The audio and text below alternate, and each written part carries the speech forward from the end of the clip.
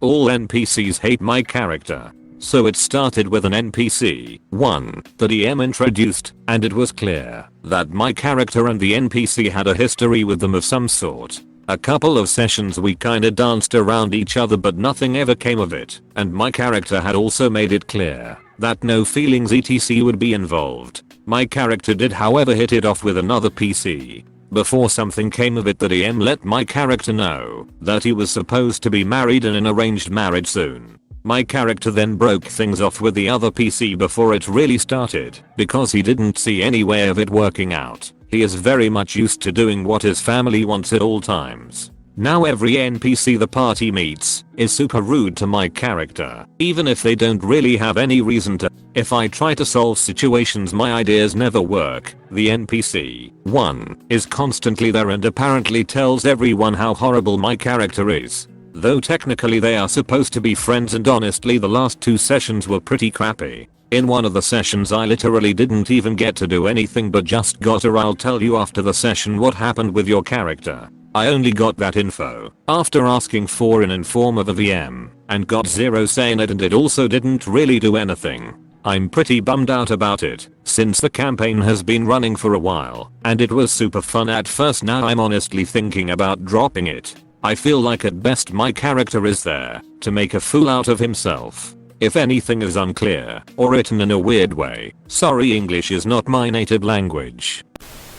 When is it right to let a player do a fatal move or simply saying no? We were playing a survival apocalypse game and I made it clear the game was gonna be unforgiving. I had players roll up characters and said I'd let them do any character if they could BS a good enough backstory. A player decided his awesome story is a mutant talking dog. Nothing special, just a dog that talks. I explained this might go badly in a gunfight. He replied, "Nah, it will be okay, I'll just dodge and give myself high AC." So we did a quick scene to test his idea out. 3 banded point L, 1 with a shotgun and 2 with rifles. Level 3, critically low HP, no armor bought, and he gets the first move. What does he do? I run up and bite the middle rifle guy on the arm. Immediately gets shot by the other 2 bandits and dies. He got upset and felt it was unfair, purposefully made to kill his character, not realizing it was a random enemy combat scene I had saved and wanted to simply show him how hard it could be. I'll let him remake the character into the mythology's Michigan Dogman group it so he could continue fighting, but I've thought about this situation Alet. I love giving players freedom on characters, but when is it too far? When it hurts the group combat? When they get killed off immediately? I gave Hav the chance to add more to his character, but he only wanted a talking dog.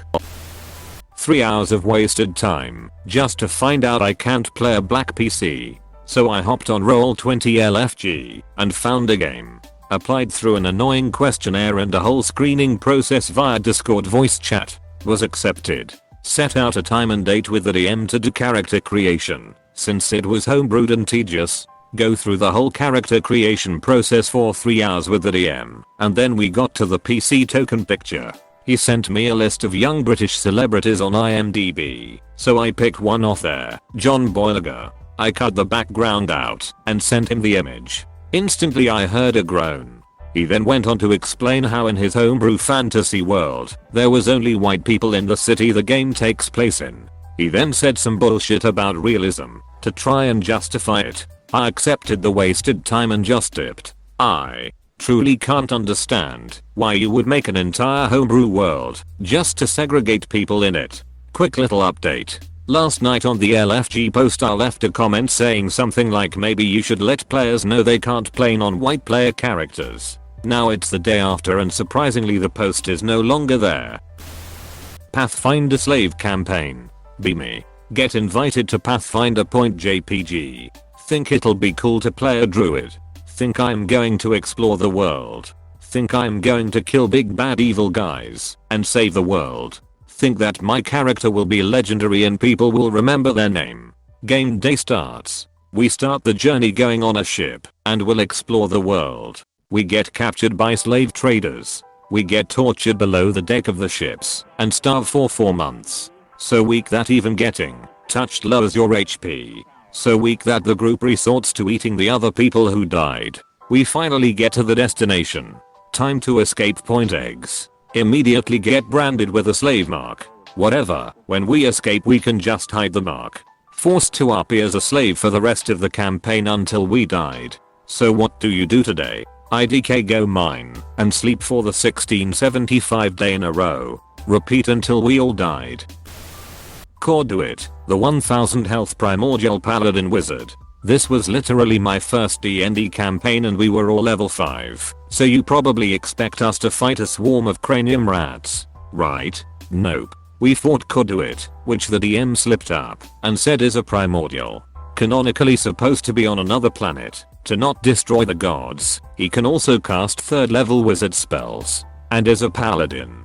Then this beautiful conversation took place. Me, GM, how much health does Corduit have? I need it for a spell. GM, I don't think I wanna tell you yet. Me, does he have more than 45 health? GM, yeah, definitely. A couple minutes pass. GM, he rolled a 60 on his spell attack. By the way, he's at 1000 health. And I did what any math nerd would have done. Calculated this. He's smarter than anything in the monster manual, and has more CR than that as well. Did I mention that, whenever I cast a spell he just uses dispel magic? Also, he just keeps disappearing. So after a long session of venting to the party barb, I realized that I don't wanna be in this campaign. So I'll probably leave it. Thoughts? DM doesn't support PvP but only selectively. I was reading a post, and it reminded me of another terrible game. This was in my 3.x days.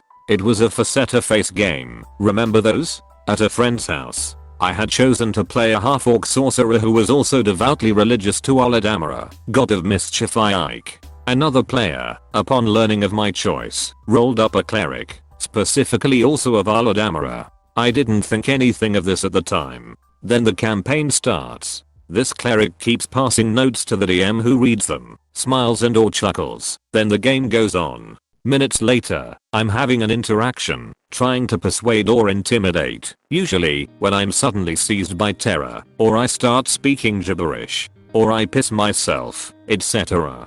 Turns out Mr. Cleric is using his god-given powers to make me look like a fool. At first I'm completely confused, but I'm able to use some rolls to figure out who's doing this to me. I mostly try to ignore this and move on.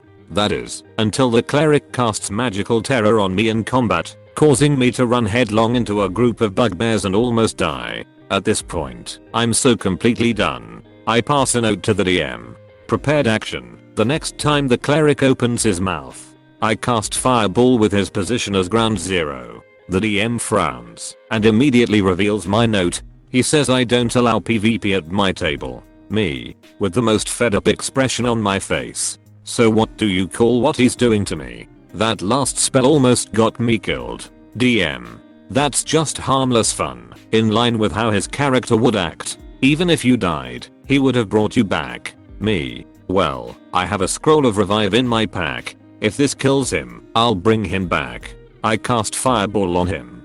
DM. You can't. I won't allow it. Me. Then I cast Dimension Door. DM. You don't know that spell. Me. Oh but I do. This here I gesture to his house. Is your dimension. And right there I gesture to his front door. Is the door. I stormed over to it, yanked it open, screamed "GOF yourselves," and slammed it behind me. Haven't spoken to any of them since.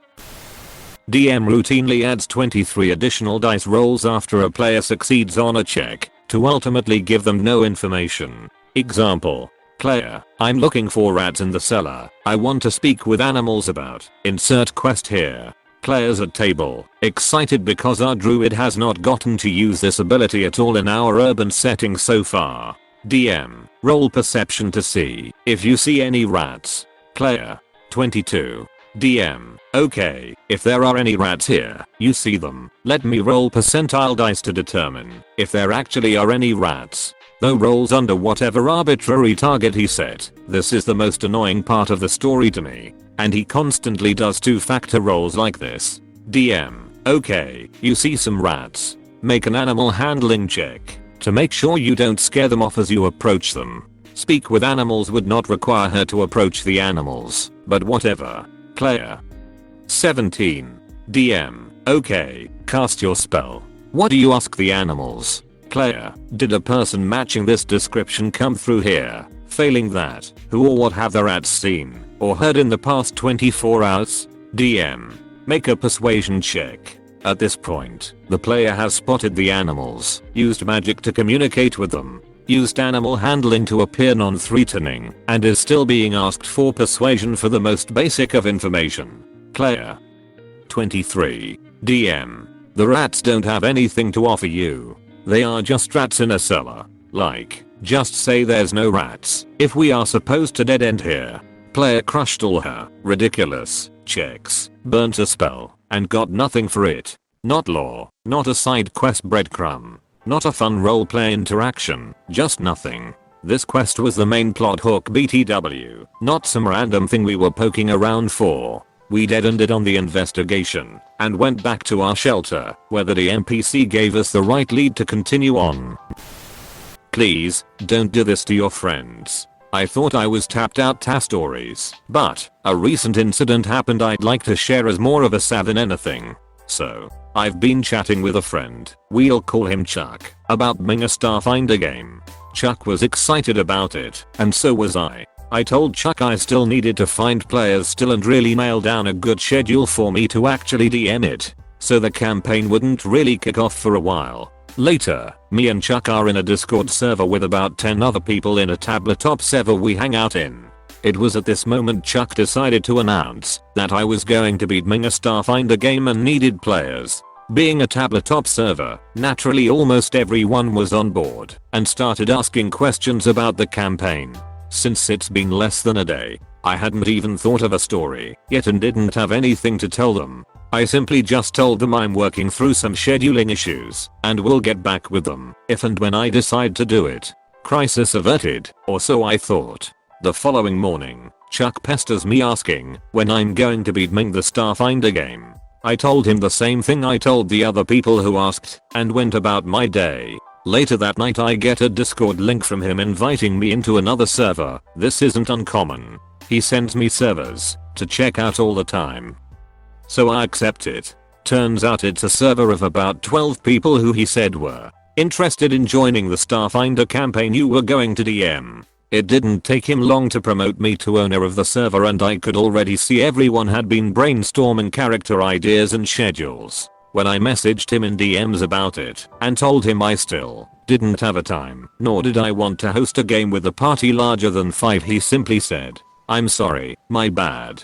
Well, you can just kick anyone you don't want in the campaign from the server." I hope I'm not overreacting by saying I'm pissed. I just told everyone in the server that I'm sorry to get their hopes up, but I'm not hosting the Starfinder game anytime soon. The server is deleted, and Chuck has pretty much been apologizing in my DMs for a few hours now. This all just turned into one big mess over something that isn't even in motion yet. I'm not even sure I want to invite him to the game when it actually does happen now. TLDR, I tell a friend about a Starfinder game I plan on hosting. He immediately starts recruiting players for my campaign and creates a Discord server on my behalf before I'm able to plan anything.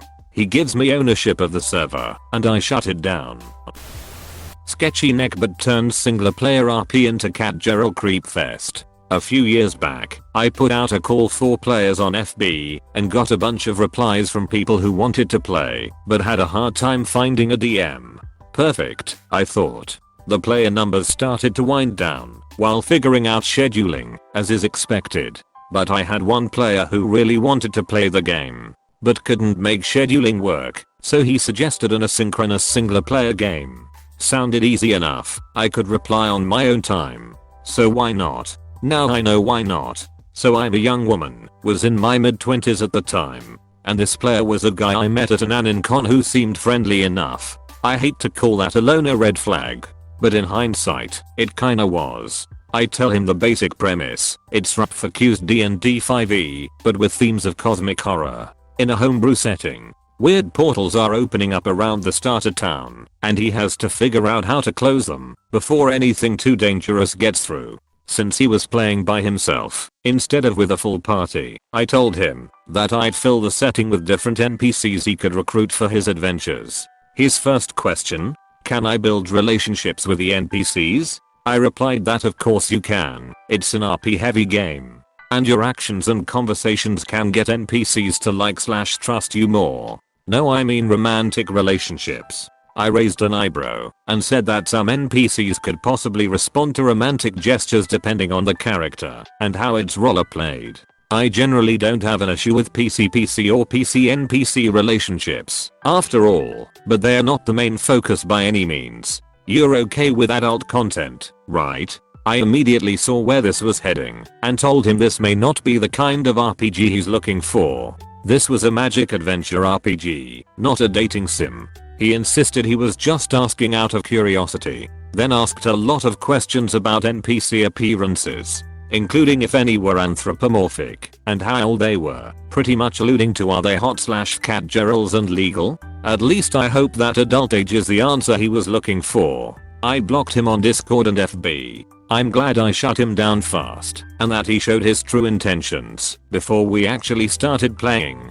The other group that I'm running the game for, they've been playing for 4 years, now are getting into high levels of play and uncovering the deeper plot points I set up, have become good friends, and 2 of them are getting married later this month. I can only imagine how the creep would have derailed this wonderful group with his catgirl spank bank goals.